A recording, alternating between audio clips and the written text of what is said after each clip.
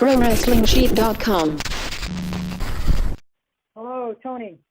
Thanks very much, everyone. Joining us now is Tony Khan, President and CEO of AEW. Tony has some opening remarks, and then we'll move on to the Q&A. Tony? Thank you. I've never had to give opening remarks before the Scrum, and usually the Scrums are really fun. I just wanted to give a note at the beginning and say that, health and safety of the wrestlers is always the most important thing at AEW. And I just wanted to give everybody an update on Matt Hardy, and that is, most importantly, Matt is okay and looks like Matt's going to be okay.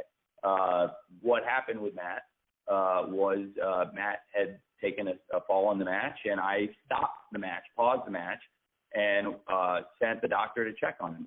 And I was concerned that Matt could be hurt, so I rang the bell to pause the match. And then when the doctor checked on him, the doctor had passed him and cleared him on the protocol. He checked with Matt, and then Matt had come back after, and he passed the concussion protocol, and he's doing okay. I spoke to him right after the match, and then again just now.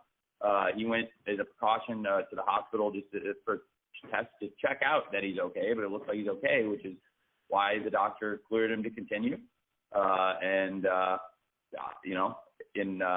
It was not something any of us enjoyed, and it was something that was a scary moment. But the most important thing is that Matt is okay, and we're all really glad about that.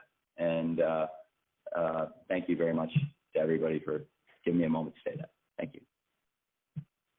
Thanks, Tony. We have a few questions.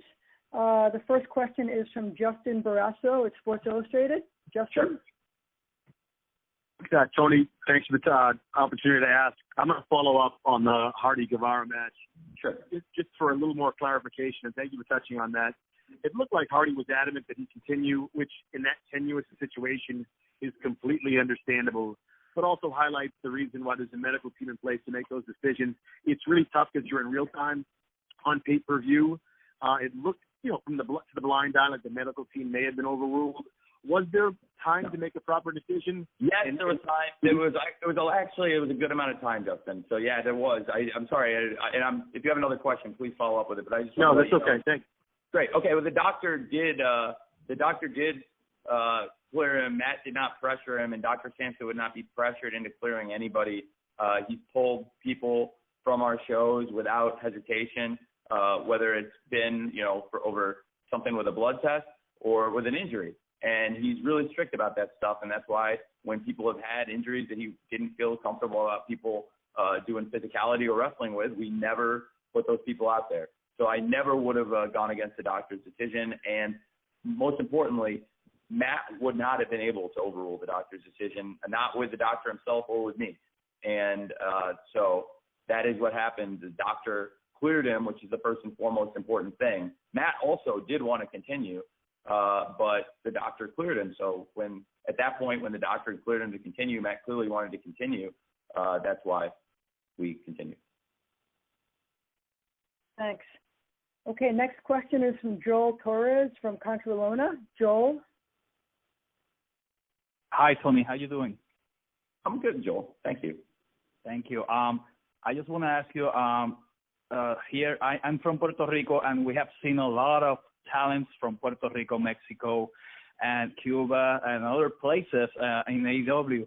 I want to ask you, is this something that we are going to see continuously in AEW?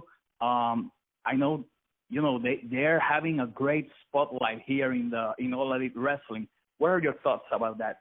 Thank you so much for saying that. I love all the performers that are classified under what you said. I think we have some great performers with the background that you are interested in, and I think it's great that you like those wrestlers. I definitely think you'll see a lot more of Santana and Ortiz, the Lucha Brothers, and Sammy and other people I think you're referring to. The Lucha Brothers, I think, are two of the best luchadors in the world. They're a great tag team, but I think they're both great singles wrestlers. And I am a big fan of Lucha Libre, and I'm always on the lookout for the next big luchador. And so as far as performers from Mexico, we do keep an eye on them.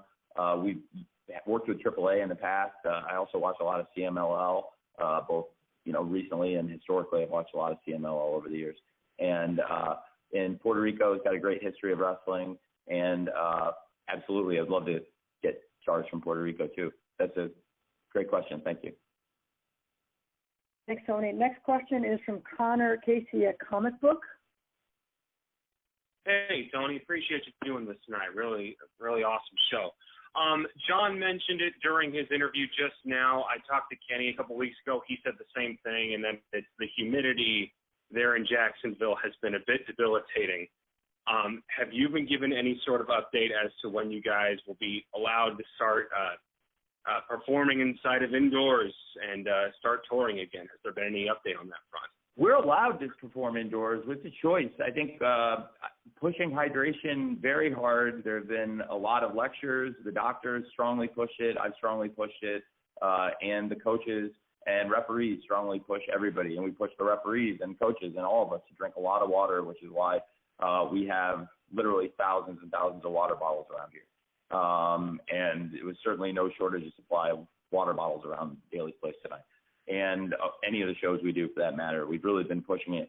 And, the heat and humidity is in the summer typically very high in Jacksonville, but COVID-19 has been, first and foremost, in addition to really, to be honest with you, I think it's better to be outdoors and try to manage the heat and utilizing, hydration.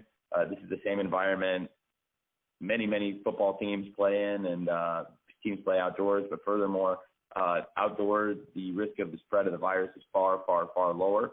And everybody here has been tested. But for safety, I think the best thing to do is run outdoor shows. And we've been running outdoor shows for months. And I think it's the best environment, even though there are some drawbacks with obviously the climate. Frankly, being outside in the open air is a big positive for what we're trying to achieve and keep everybody safe and minimize the spread of COVID.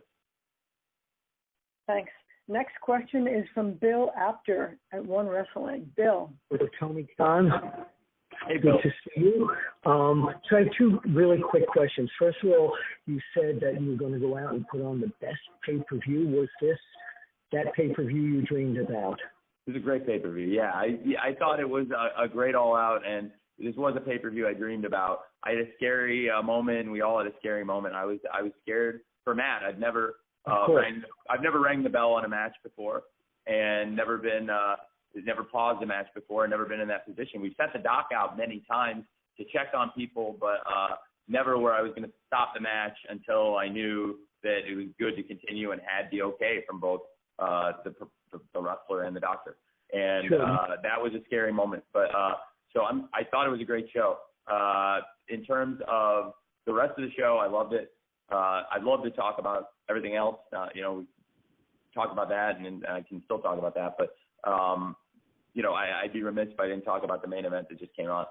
Jon Moxley and MJF. It was just unbelievable. Those guys had such a great match, and I'm really, really happy for both of them because that was a great pay-per-view main event. Again, being outside, it was a big show. There were a lot of big matches. It was a very, very hot night. There was some crazy stuff. I mean, between obviously us having a scary moment with Matt, and then fan trying to make a beeline at John. And thank God our security. That's at all sporting events. That's why you have to have a ton of security. And here we brought a ton of security, and for the safety of the performers. Also, frankly, we had an increased security presence to enforce mask wearing. And we had a great team up there, and the AEW staff actually were the ones that were on top of that, and they did a great job. So that was a great moment. But in terms of the wrestling, yeah, I loved this pay-per-view. Britt Baker and Swole, what they did was, I thought was really fun. There was limitations. Britt was coming off a serious leg injury and hadn't done any physicality until this past week. And that was why, for a lot of reasons, I think it made a lot of sense to protect her in this match. But at the same time, I thought her ideas were great. And I thought it may be a polarizing match for some people. I really enjoyed it. And I thought for all the people that wanted to see it on the pay-per-view, it'd be great. And the Young Bucks match was excellent. The Jurassic Express and the Young Bucks have incredible chemistry. We've seen them in the 6-man tag recently. It was excellent on Dynamite. And I thought that really that was a great match to start the live in Daly's Place aspect of All Out. And then I really, really loved the world title matches across the board. Shida and Thunder Rosa was tremendous. Thank you, Billy, for putting something together and sending your champion, Thunder Rosa. I thought she did very well. And then the World Tag Team title match was tremendous. I really, really enjoyed it. It was everything I think we thought that title match could be. And FTR, great tag champs, and then Moxley and MJF killed it. I thought they were awesome, and it was a great main event. So I loved the show, even though there were a couple of moments where I was nervous. Thanks. Next up, we have AJ. AJ, question for Tony? Hello. My question for Tony is, we've seen Matt Cardona a few times on AEW Dynamite and the pay-per-view. Is he getting signed to AEW soon?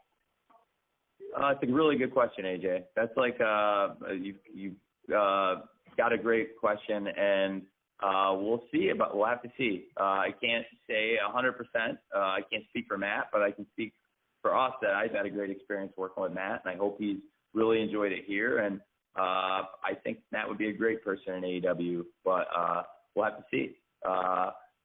It's not done yet either way. But it's a great question, AJ. Thank you, man. Okay, we've got John Alba from Spectrum Sports. Hey, Tony, I really appreciate you taking the time. Quickly on the first one more thing on Matt Hardy.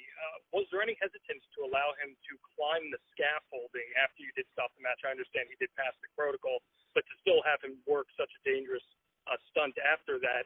And then you had mentioned that the Thunder Rosa match was the one that you had been really most looking forward to. What kind of precedence would you have on working further with Thunder Rosa down the line?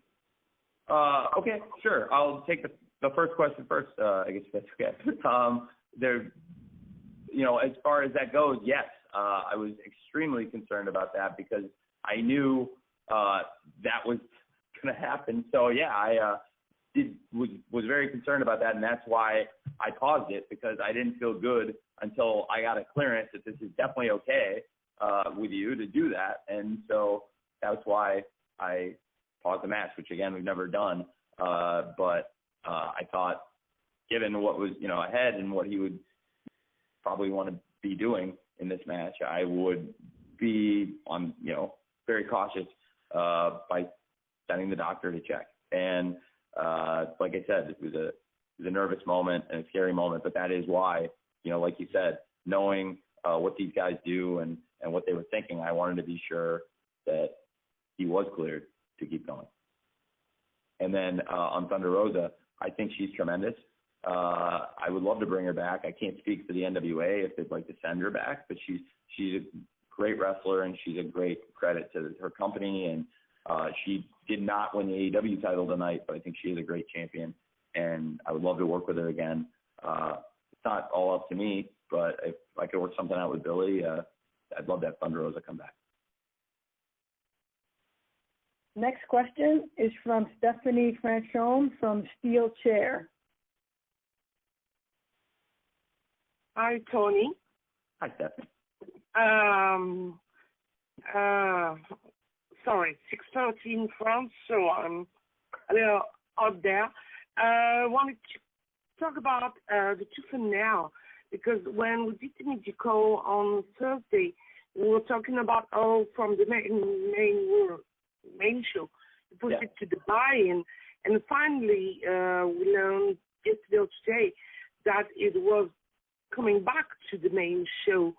So what happened and what made it this extraordinary moment? I'm going to the dentist on Monday. I will fear it forever.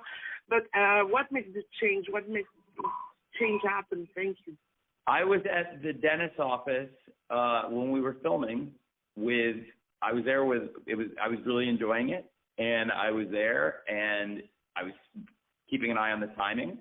And after we'd finished filming, I looked at the timing of it, and I know what was in the show, and I wanted to be conservative.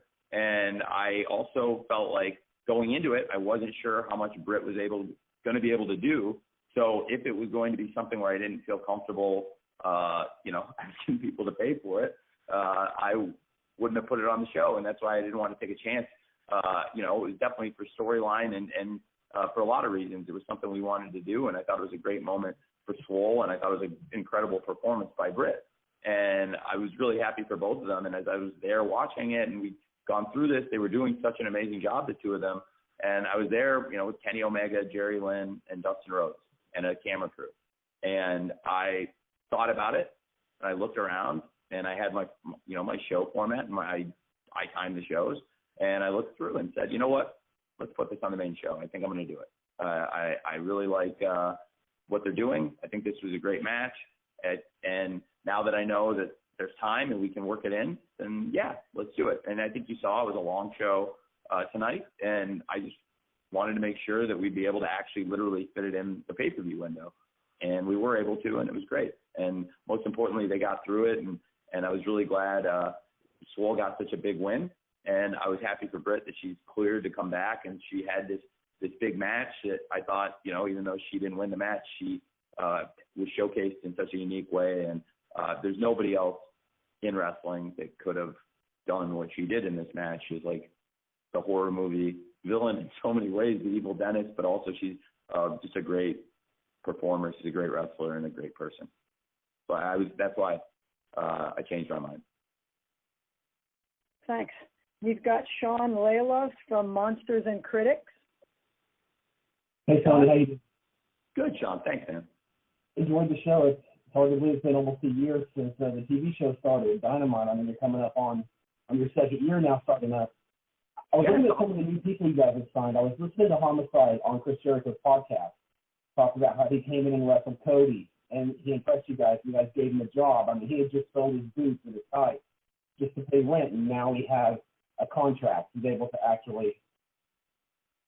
Yeah, I said Homicide. I think I didn't mean Homicide. You said Homicide, but I knew you meant Eddie Kingston. Yeah. Eddie Kingston. But talk a little bit. I mean, he was.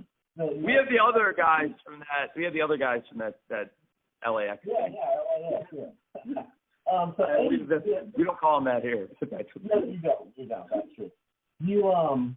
Eddie was the last one eliminated in the Battle Royal. So I mean, that was a pretty big deal for him. Talk a little bit about him. Talk a little bit about some of the new wrestlers that you brought in that were competing on the pay-per-view tonight as they're going into the second year on TV. We have really good eyes for talent around here. The people that work here do a great job scouting, and people make suggestions. And it's not that easy to get hired here. I think, especially at this point through the pandemic, people are getting hired on merit. And Eddie's a great example. I've talked at length about Ricky, but with Eddie, it was a similar situation to with Ricky Starks. Cody had come in with ideas for possible opponents that he could work TNT title matches with, and I looked at his list. The first wave, by far my favorite name in that first batch was Ricky Starks. And then we got into another one, and I really liked Eddie Kingston. I'd never met either one of them. Eddie's work I was much more familiar with and at the lengthier career, but I'd seen both of them. Actually, I'd seen both of them on the NWA also. And, I really liked both guys, but I wanted to see in person before we made a big commitment. And both guys just crushed it. I mean, it was really like a tryout match. And we do stuff like that all the time, bring people in and give them an opportunity to sink or swim. And frankly, even if you don't sign somebody, it doesn't mean they sank. You really, really, really have to swim at a very, very, very high level to walk back and have me, want to sign somebody like that. And in case of Eddie, I thought he was great in the match. And also, it was a situation where we have the Lucha Brothers who, Pac is in England, and I thought Eddie could work a storyline with them. And Eddie would also be great with the Butcher and the Blade. Butcher and the Blade and the Lucha Brothers were in the 8-man at Fyter Fest with FTR and the Young Bucks. And so I just had a light bulb after the match. Originally, Ricky was a little bit more of a light bulb. Ricky was in the ring with Cody, and it was like, oh, this guy's great. And this is what you'll do with him. And, that's where Ricky is now. It's like on the spot, it was pretty obvious. But with Eddie, he had this great match. I knew we could do something with Eddie. His promos are so good. He's got such good presence and he's a great wrestler. And so that's, with Eddie, it took a little bit longer to come up with the idea than as opposed to Ricky right away. But a lot of great people coming into AEW. There's more great people coming into AEW. I think we've got something fun planned for Wednesday. I think everyone will enjoy speculating on who Kip Sabian's best man for his wedding might be. And the wedding is a ways off. I think we have the bachelor party first, but that's going to be fun. And I'm constantly looking at new talent. We have great eyes here. I can't say enough about Cody and the Young Bucks and Kenny, all the people that they've suggested, Jericho too. So many of the top people here are people that they brought up in the first place, and those people have done an amazing job. And I'm really proud of the system we have. Great. Next question, Scott Fishman from TV Insider. Hey, Tony. How's it going? Good, Scott. How are you? Good. So we talked about Thunder Rosa and just the great match that she had with Shida.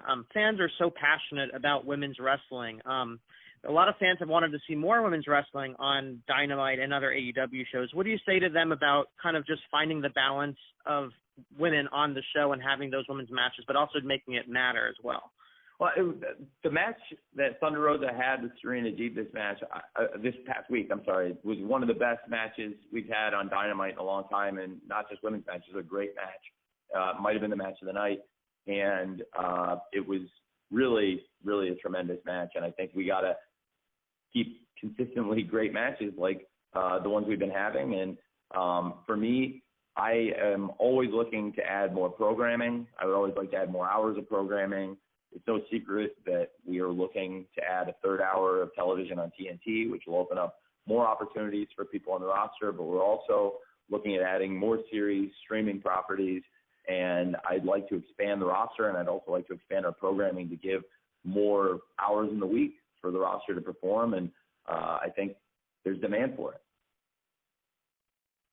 Last question from Justin Triligo at 98 Rock, Baltimore. Justin? Tony, really appreciate your time tonight. Fantastic pay-per-view, as they always tend to be. And I want to get back to something that you just touched on prior with Kip Sabian. Really funny segment about the upcoming bachelor party and the wedding. And at the very end, you had a nice little bit about some of his social media and streaming services, which I know a lot of people have been discussing in the past couple of days with one of your competitors actually shuttering it and shutting it down and sort of squashing it. What is AEW's official stance on your wrestlers' secondary and tertiary revenue streams such as Cameo, Twitch, YouTube? What's your stance on your performers and your entertainers turning to those sources of revenue and entertainment to reach out to their fans? It's a very topical question. It's a good question, and it's come up recently for a lot of wrestlers. For our people, I don't want people to be concerned that I'm going to stop them from trying to monetize their Twitch or even, appearance money and things of that nature. I think there are gray areas, and I think, all of these different mediums, all these platforms are different, and I probably have different answers on different platforms. I think some sponsorship stuff is a gray area. If one of your big star wrestlers was to go try and get like a Pepsi sponsorship under their Twitch and not as a wrestler, you'd be like, well, that seems like you're trying to circumvent the company maybe. But for the most part, I think that, I support people going out and trying to go out on Twitch and monetizing that platform. And I'm okay with people monetizing their YouTube, which I think is very clear here because a lot of people have YouTube shows. And famously, being the Elite, the Young Bucks show is not on the AEW channel, but we support it. And our wrestlers are all over it. And but it's not AEW show.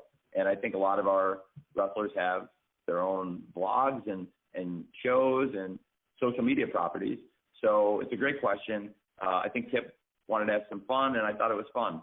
Kip is big on Twitch, and, that's one. I don't know every platform. I'm not on every platform, but that's one platform I know is really popular and Kip loves, and I'm not going to try and stop him from using it. So I guess that's kind of it. I think it's different, depending on what platform you're talking about and how you're addressing it and And you know, I definitely think I wouldn't tell people they can't do anything outside the company, though. That seems too unfair and pretty strong policy. I don't know, and I'm not saying anybody else has that policy, but as far as like saying you can't do anything outside of what we're doing, I wouldn't do that. Thanks very much, Tony. And thanks to everyone for joining us tonight. We hope you enjoyed the show, and we're looking forward to seeing you at the next one. Thanks again, and have a great night. Thanks, everybody. Great to see you again. ProWrestlingSheet.com